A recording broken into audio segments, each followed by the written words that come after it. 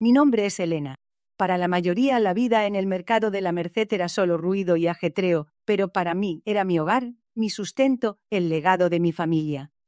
Nunca imaginé que un simple día de trabajo, un martes cualquiera, se convertiría en el umbral de mi infierno personal, un infierno que transformaría mi alma. Mis manos, antes fuertes y seguras al despachar kilos de chiles y especias, temblaban con una furia fría que aún hoy me consume. Era un día caluroso como tantos otros en la Ciudad de México. Mi puesto, el más antiguo del pasillo, estaba lleno de clientes. Mi nieta, Sofía, mi luz, mi todo, jugaba bajo la mesa, como siempre. Su risa, como campanitas, era la melodía que me mantenía viva. De repente esa risa se cortó. Un silencio helado invadió el ruidoso mercado. Sofía no gritó, solo me miró con unos ojos tan grandes, tan llenos de un terror que nunca había visto. Abuela, susurró, debemos irnos. Hay algo. Debajo de la mesa. Mi corazón se detuvo.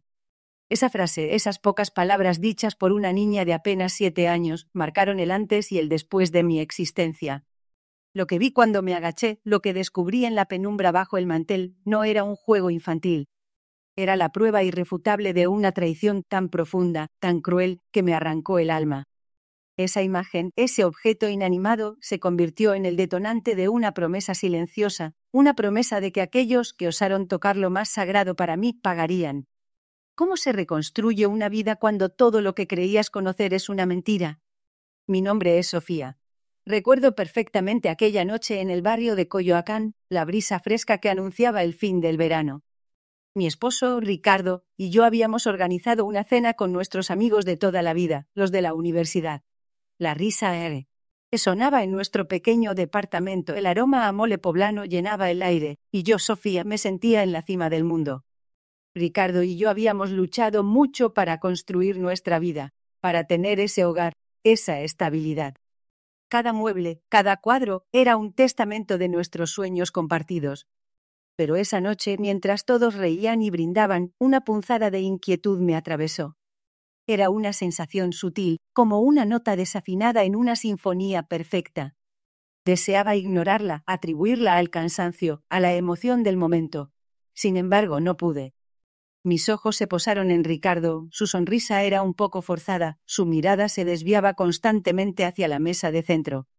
No era el Ricardo que yo, Sofía, conocía. Él, siempre tan abierto, tan transparente, ahora parecía encerrar un secreto. La conversación fluía, pero mi mente estaba atrapada en ese detalle, en esa pequeña fisura en nuestra felicidad. Mis amigos, ajenos a mi creciente preocupación, seguían compartiendo anécdotas y planes futuros. Pero yo, Sofía, solo podía pensar en la tensión en el rostro de mi esposo. Esa noche la normalidad de nuestra vida se sentía como una máscara a punto de resquebrajarse. Algo se cocinaba bajo la superficie, algo oscuro y perturbador. Y la cena aún no terminaba. Mi inquietud crecía con cada risa forzada de Ricardo. Observaba sus manos, que no dejaban de jugar con el borde del mantel, y el tic nervioso en su mandíbula. No era solo el cansancio, lo sabía. Había algo más, una sombra que se extendía sobre su rostro, borrando al hombre que yo conocía. La idea de que pudiera haber algo oculto entre nosotros, después de tantos años, me oprimía el pecho. Nunca habíamos tenido secretos, no de esa magnitud. La conversación de mis amigos sobre sus viajes a Oaxaca y las nuevas tendencias en arte se volvió un murmullo distante. Mi atención estaba completamente fijada en Ricardo, intentando descifrar el enigma que se había vuelto. Sentía una punzada helada en el estómago, un presentimiento oscuro que me susurraba que lo que estaba a punto de descubrir cambiaría todo. Él evitaba mi mirada, una señal inequívoca de que mis sospechas no eran infundadas. De repente la copa de vino de Ricardo se resbaló de su mano, derramándose sobre el mantel blanco.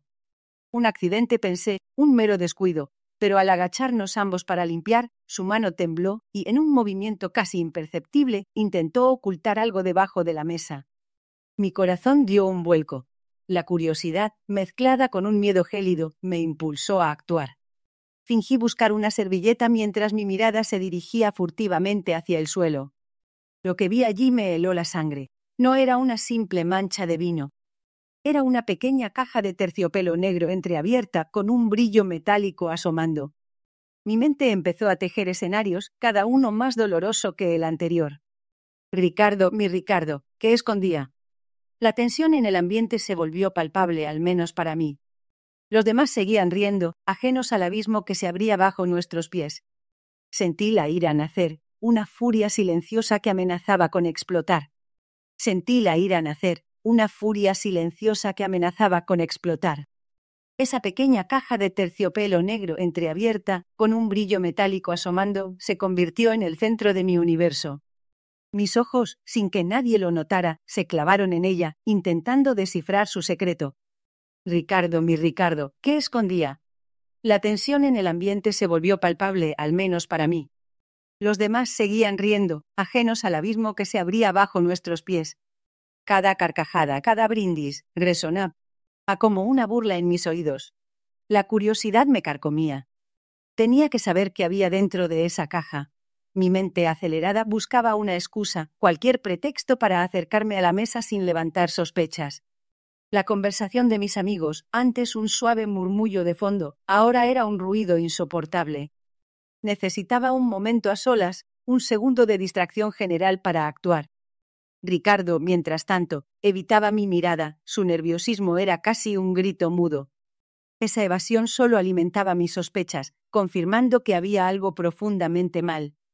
El pretexto llegó cuando uno de mis amigos derramó accidentalmente su bebida. El caos momentáneo fue mi oportunidad. Mientras todos se apresuraban a limpiar, me agaché fingiendo ayudar, pero mi mano se deslizó discretamente hacia la caja. Mi corazón latía desbocado, el pulso me retumbaba en los oídos. La abrí por completo. No era lo que esperaba. Dentro no había un anillo ni un reloj. Había un pequeño USB y un papel doblado. Mis dedos temblaron al tomarlo. Lo desplegué con la mayor disimulación posible, mis ojos escaneando las palabras escritas a mano. La letra era inconfundible, la de Ricardo, pero el contenido. El contenido me heló la sangre. No eran palabras de amor, ni de disculpa. Eran números de cuenta, fechas y nombres. Nombres que reconocí. Nombres de personas con las que Ricardo había hecho negocios, pero que él siempre me había asegurado eran menores. La furia se transformó en un frío y calculador deseo de respuestas. Lo que Ricardo ocultaba era mucho más grande de lo que jamás imaginé. Mi respiración se aceleró, el mundo giraba a mi alrededor. Esos nombres, esos números.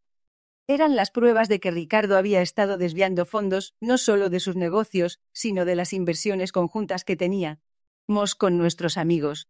Aquellos que reían con nosotros en la mesa, los que considerábamos familia. La traición era un puñal que se clavaba más y más profundo. No era solo dinero, era la confianza de toda una vida, el futuro que habíamos prometido construir juntos. Mis manos temblaban mientras volvía a colocar la servilleta bajo la mesa. Tenía que mantener la compostura, al menos por ahora. No podía permitir que Ricardo viera el terror y la rabia en mis ojos. No podía darle la ventaja de saber que lo había descubierto. Mi mente, antes nublada por la incredulidad, ahora trabajaba con una claridad aterradora. Necesitaba más pruebas, necesitaba entender la magnitud de su engaño y, sobre todo, necesitaba un plan. Levanté la vista y vi a Ricardo riendo a carcajadas con Jorge, mi amigo de la infancia. Su risa sonaba hueca, falsa. ¿Cómo pude ser tan ciega? ¿Cómo pude no ver al hombre que realmente era? El dolor era inmenso, pero también la determinación. No dejaría que Ricardo se saliera con la suya. No después de lo que me había hecho a mí y a la gente que amábamos. La noche continuó, pero para mí la cena había terminado. Cada palabra, cada gesto de Ricardo se sentía como una burla. Fingí una sonrisa, asentí en los momentos oportunos, pero por dentro una tormenta se desataba. La imagen de esos documentos se grabó en mi memoria, cada nombre, cada cifra. No podía dormir, mi mente repasaba cada detalle, cada conversación, buscando pistas que antes había ignorado. El resentimiento se había transformado en una obsesión fría y calculada. No era solo venganza. Era la búsqueda de una justicia que Ricardo había pisoteado sin piedad. El día llegó, marcado en mi calendario con una cruz roja, como un verdugo que espera su momento. La tensión me carcomía por dentro, pero mi rostro era a una máscara de calma. Había preparado cada detalle, cada palabra, cada movimiento. Ya no era la Sofía ingenua que Ricardo había manipulado, era una mujer forjada en el fuego de la traición. Lo cité en el mismo restaurante donde habíamos celebrado nuestro 10º aniversario, un lugar lleno de recuerdos que ahora se sentían como dagas. Ricardo entró, con esa sonrisa confiada que siempre me había derretido, sin saber que era la última vez que la usaría para engañarme. Se sentó frente a mí, pidiendo su vino favorito, charlando sobre banalidades, ajeno al abismo que se abría bajo sus pies. Mis manos temblaban ligeramente bajo la mesa, pero mi voz se mantuvo firme. Le entregué una carpeta idéntica a la que había encontrado, pero esta contenía pruebas irrefutables de sus desfalcos, sus mentiras, sus dobles vidas. Los documentos originales, los que había escondido bajo la mesa, estaban ahora en manos de las autoridades. La expresión de Ricardo se transformó. La sonrisa se desvaneció, sus ojos se abrieron con incredulidad y luego con un terror creciente. Intentó hablar, balbucear excusas, pero lo interrumpí. Cada palabra que pronuncié fue un golpe certero, una verdad dolorosa que lo desnudaba por completo. Le recordé cada promesa rota, cada sueño compartido que él había pisoteado. La justicia que tanto anhelaba, la que Ricardo había negado a tantos, finalmente llegaba. No era un acto de ira descontrolada, sino la culminación de un plan meticuloso. Su rostro palideció, su arrogancia se desmoronó. Él, el hombre que creía tenerlo todo bajo control, se vio expuesto, vulnerable. La mirada en sus ojos era la de un animal acorralado. El silencio en el restaurante se hizo pesado, casi palpable. Mi corazón, que había estado oprimido por tanto tiempo, finalmente encontró un respiro. Silencio se cernía sobre el restaurante, pero para mí, Ricardo, era la sinfonía de la justicia. Las miradas de los presentes, antes curiosas, ahora se tornaban en un juicio silencioso hacia él. Su intento de recuperarse, de balbucear una excusa, se ahogó en su propia vergüenza. Mi voz, antes temblorosa, ahora era firme, cada palabra un martillo golpeando la última estaca en su ataúd de mentiras. Revelé cada detalle, cada traición, cada vez que su avaricia nos había herido. No era un acto de ira desmedida, sino la liberación de una verdad que me había consumido por años. Su rostro, antes arrogante, se desfiguró en una mueca de desesperación. Intentó huir, pero la vergüenza lo anclaba a la silla, una prisión invisible. La gente comenzó a murmurar, algunos con indignación, otros con lástima. Para mí, Ricardo, no había piedad. La justicia, aunque tardía, se sentía dulce en mi boca. Ver su imperio de engaños desmoronarse frente a sus propios ojos era la venganza más pura. No necesité levantar un dedo. Sus propias acciones lo habían condenado. Sofía, a mi lado, me tomó de la mano, un gesto de apoyo que me recordó por qué había luchado tanto. Su mirada, antes llena de preocupación, ahora reflejaba una mezcla de alivio y tristeza. El camino había sido largo y doloroso, pero finalmente habíamos llegado al final de esa pesadilla. Salimos del restaurante, dejando atrás el caos y las miradas curiosas. El aire fresco de Coyoacán nunca se había sentido tan purificador. La noche, antes oscura por la incertidumbre, ahora se abría ante nosotros, prometiendo un nuevo amanecer. El peso en mi pecho se había disipado, dejando un vacío que lentamente comenzaría a llenarse con paz. La venganza no había traído la felicidad que imaginé, pero sí una forma de cierre. Había recuperado mi voz. Dignidad. Ricardo había aprendido una lección, una que nunca olvidaría. Caminando junto a Sofía, sabía que el verdadero premio no era la destrucción de mi enemigo, sino la reconstrucción de mi propia vida, libre de las sombras del pasado. La verdad, como un aguacero en pleno desierto, finalmente había llegado. Al ver el rostro de mi tío, la máscara de bondad se desmoronó, revelando al verdadero monstruo. No hubo gritos, solo un silencio pesado, el tipo de silencio que te congela la sangre. Mis padres, con los ojos llenos de lágrimas, entendieron lo que yo había sospechado por tanto tiempo. La traición era un veneno lento, y ellos lo habían bebido por años. Esa noche la cena familiar se convirtió en un tribunal. Cada palabra que pronuncié fue un golpe, cada evidencia una estocada. Él trató de negarlo, de manipular, de jugar con sus últimas cartas, pero la mirada de mi madre, esa mirada que nunca le había fallado, fue su sentencia. No busqué venganza en la cárcel, ni en la ruina pública.